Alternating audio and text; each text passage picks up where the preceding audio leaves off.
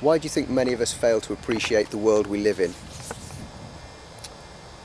I think we often forget, or we become distracted by our daily routines. So until such things are pointed out, we carry on just as we always have done. I'd like to read you a poem I wrote for the Sparky Book of Hours called The Bigger Picture.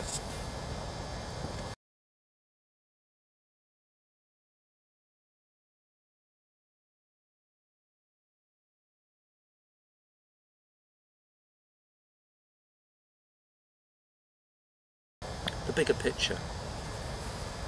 No jewel of brilliance replicates the breath of life our Father makes.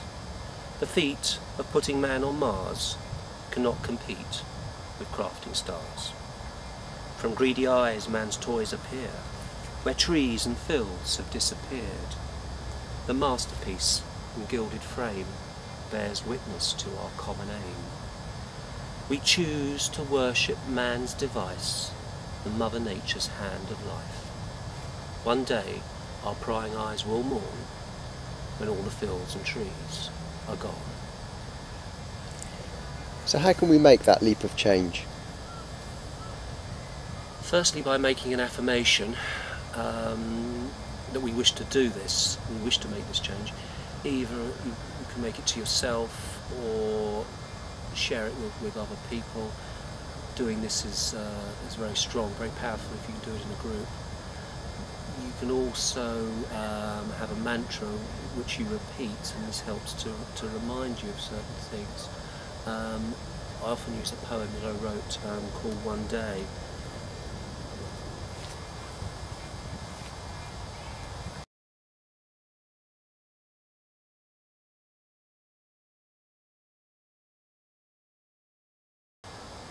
One day I'll go to Egypt and sit upon the Sphinx. One day I'll sail to Africa and meet a wild lynx. There's something that unsettles me about this word one day. It seems these words are stopping me from living life today. And so I have decided to change the words around. Day one I'll go to Cairo. Day two I'll live for now. That's very helpful in reminding us to act in the present. And I suppose by reversing one day to day one, you are suggesting that we should think in the opposite way than we currently do. Yes, I do. I think we need to turn the world upside down and look at things in a totally different viewpoint to as we are at the moment, yeah. But why is your understanding of life the correct approach? No one person has all the answers, but collectively, through experience, we acquire wisdom. Our lives are very complex, and if we are constantly seeking the answers and don't know what the answer is, then sometimes we need some help. For example, a vegetarian may be told by their doctor that they should consider more iron in their diet, and maybe fish or a little red meat would be good for them rather than, say, using supplements or iron supplements.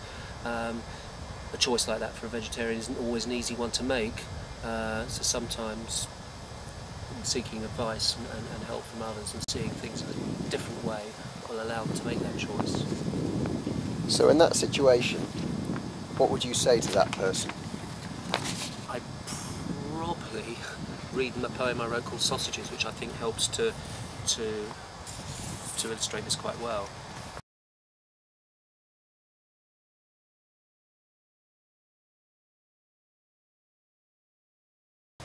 Sausages.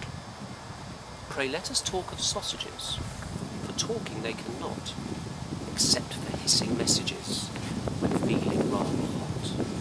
Their smell is so delectable, their flavour quite incredible, but thanking them's exceptional, for banqueting I plate.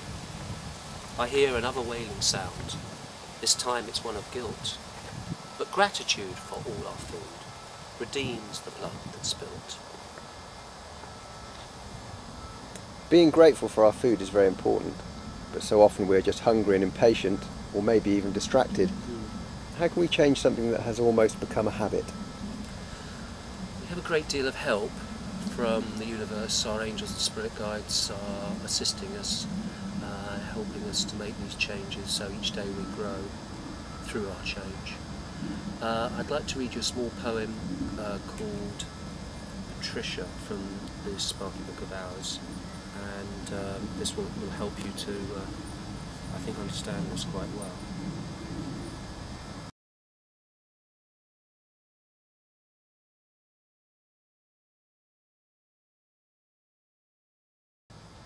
Patricia's a small duckling. Patricia had a problem. She didn't like to swim, but as a baby duckling, her fate looked rather grim.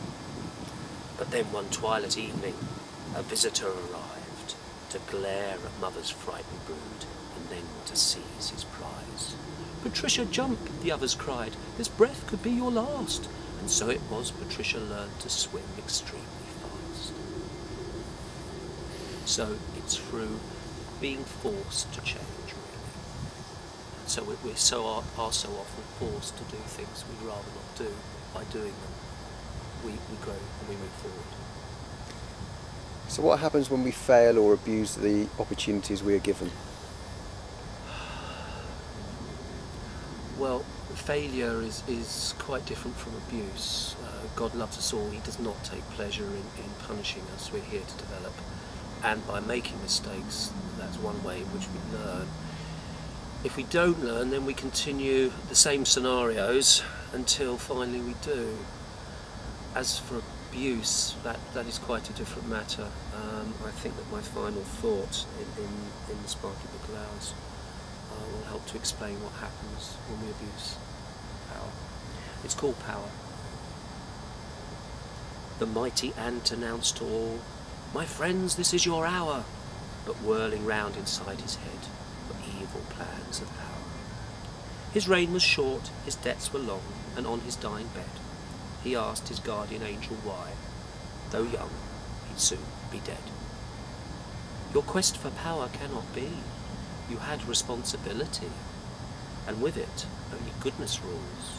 Abuse it, and you lose it all."